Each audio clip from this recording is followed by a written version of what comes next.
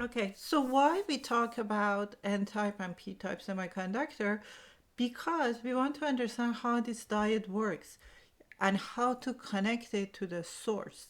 So here, the line here means the negative side of battery, and this side is the positive side of battery.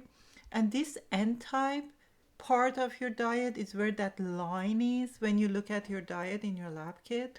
And this is the other side. So what's happening is when you connect the negative side of the battery to the line side, to the side that has a line, which is the N-type, this negative side of battery repels all the electrons and they go from one side to the other side. Some of them will be trapped in the holes and the rest will get attracted and you have current.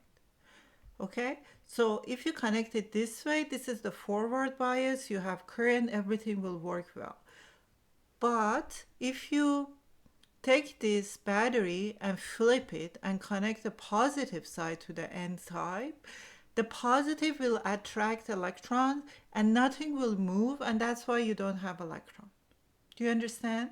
So that's why it's important to connect the negative side of the battery to the N-type side of the diode, or the side that has a line. Then you have current. Otherwise, you don't have current. That's all you have to know, basically.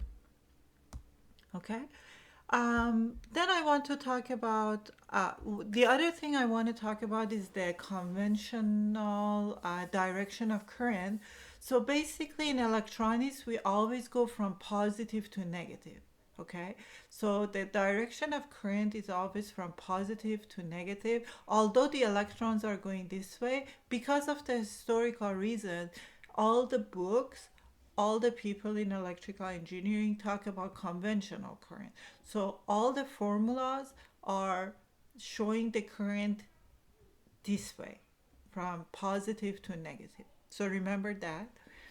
And then the other thing I want to talk about is the some applications of diodes. For example, here, look, it's a half-wave rectifier. What does it mean? That means if I have an AC voltage source is a voltage that looks like this. It goes to positive and then negative, positive again, and negative. So when it's in this section, that means I have positive current. So the current is this way. So I have current, so everything will pass and I have a bump somewhat similar to my V in across this load resistor. Whereas for the negative cycle, where that is here, no current can flow through. You don't have any current going through because the diode is this way, right? So you only can have current this way. You can't have current this way. So for positive, you have an output, you have a voltage drop across your load, but for the negative cycle, you have nothing. So that's a half wave. This circuit is called half wave rectifier. It is important because that is how they go from AC to DC voltage. So this is one step, and then they try to smooth these bumps to have DC with capacitors, as we will see. So for example, here, you see it's a transformer, right? So you have AC here, and you can power up or down the voltage for this side.